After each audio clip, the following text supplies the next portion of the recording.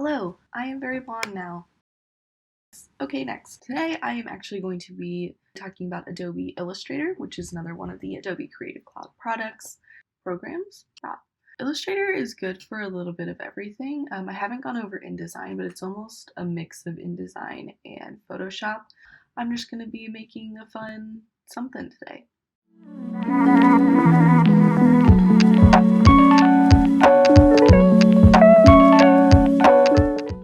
Okay, so when you open Illustrator, this is going to be your starting page. Over here, you have two options, open and you have create new.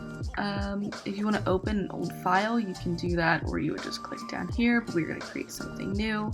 So I'm just going to click that.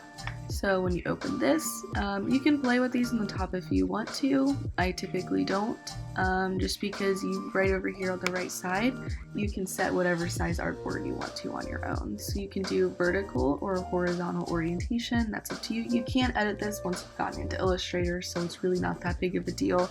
I'm going to just for now make this an 8.5, maybe, yeah, by 11. You create, and it's going to open the artboard. This is going to be the standard setup that you normally have. Yours may look different than mine, and that is mostly because of this little button over here. If you click this, you can see all these different options, I guess, for how your screen is sort of laying out and what is being shown for you to work with. So that's what I use most is Essentials Classic, at least for what I'm working with. It gives you a lot more options to immediately work with over here. Again, it's going to look different, so we're going to roll with this. So I'm going to walk through some of the basic tools. Starting out, this is just your move tool. It's not your move tool. It is. Okay. It's just like having a mouse. If you had something on here, you'd be able to grab it and move it around. This is going to be your pen tool. So with this, you can start to draw lines and make closed shapes like that. Because they're closed, I can click on this with my pen tool. Since it's a closed shape, it's gonna all select as one thing.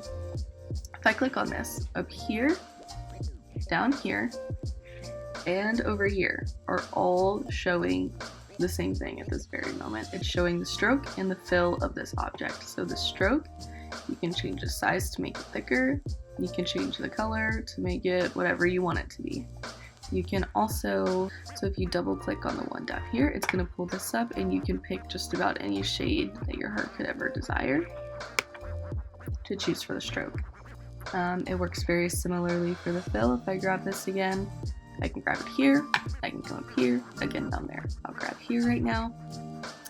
Sure, there we go. So now we have a hot pink fill. Cute. With that, you can play with the opacity of the object as a whole. So I can start to play with that. So if there was something underneath of it, then you would start to see that through. If not, it's just going to look like it's getting lighter or kind of fading into the background. I'm going to Command Z to undo that. If I grab this again and you click, so when you see these options and it has these dots under them, that means there's more options there. So you can click on that and start to play with other things. Under stroke is where you will find dashed lines. So you can make this dashed line like so. And if you play with the point, like how many dashes there are in a certain amount of space, that's what that's telling you. So you can change that to make more or less dashes based on, I guess, the size of the object that you're working with. And then this is also where you find arrows. So if I were to draw, if you hold shift, like I'm doing at this very moment, it's going to give you specifically like right angles, straight lines. I'm going to grab this, and if I go to stroke, arrow, there we go. Now I have an arrow on it. Moving on, you then have your text. So basically it's just drawing text boxes. Similarly, you have options over here, and at the top, colors, you still have options in all three locations. You can change the paragraph style. It's almost like Word, but just not nearly as in depth. Well, it's pretty good. You can change the font size. You can change, the font itself, character. This is where you can start to play with like kerning and spacing. Let's delete that, and there we go. I can grab this and come over to this little like stacked square looking icon, the layers icon. Open this, I can add a new layer, and then this is telling you which layer this object is currently on. So if I grab this and drag it up here, it's going to move it to the next layer. What this means is whatever is on this layer is going to cover up what is on this one, because the layers work on top of each other. So if I turn the little eyeball off, then you're not going to see that object. It's still here, it's just hidden right now. And I can still grab this object, I can change the opacity, and then you can see what's happening under here. Here is like your shapes. So it starts with a rectangle. If you right click, you have rounded rectangle, ellipse tool, which is how you make your circles. I usually use ellipse tool or the rectangle tool. You have the other ones, but you're not going to use them very much, probably. If I start with rectangle, where you have to click and hold and then drag. So that pink line is telling you that this is a perfect square, whereas this is not. As you can see, it's still doing all those dashed lines because that's just what it remembers, since that's the last thing we did. So I'm going to get rid of those. Maybe I'll just make this black for now. Now I have rectangle, and I'm going to do an ellipse. So if I hold, I can make a perfect circle, or I can not, up to me. I'm going to make a perfect circle for right now. If I want to get rid of something, I just click it and delete. This down here, this is your artboard tool. So that's what I was talking about before, is when you open a project, you do have the option to edit your artboard within it. So I can just take this and start to drag it if I want like this to make it larger. Or I can specifically come over here or up here and change the dimensions of it. For zooming in and out, I use my option key on my keyboard, but you do have a zoom tool here. And this works where if you click and you drag down, it's going to zoom in. If you click and you scroll up, then it's going to zoom out. Clipping mask. Okay, this is huge. You have to be careful, because the more clipping masks that you add to a project that you're working on within one file, your file is just going to start to get absolutely massive. So I'm going to go to File, Place, and I can start to pick an image. I'm going to use that in a second, but I'm going to just use this picture. Okay, so I'm going to bring this in. Say I really just want this eyeball. So what I can do is I can draw an ellipse. I'm going to move it a little more over the top of it. So what you have to do is whatever object that you are wanting to clip has to be on the back, and then the shape of the clipping has to be on the front. So since I just drew this on top of here, we're good. You have to select both items. So you have the option here. You can right click and you have the option here, or you can go up to object and you'll have the option here. I typically just do this, it's really easy. Make clipping mask. There we go. So all of this is still there, but you just can't see it. Now that we have gone over those, I am going to make a small illustration just using those tools that I just showed you, so you can see them like being put in place.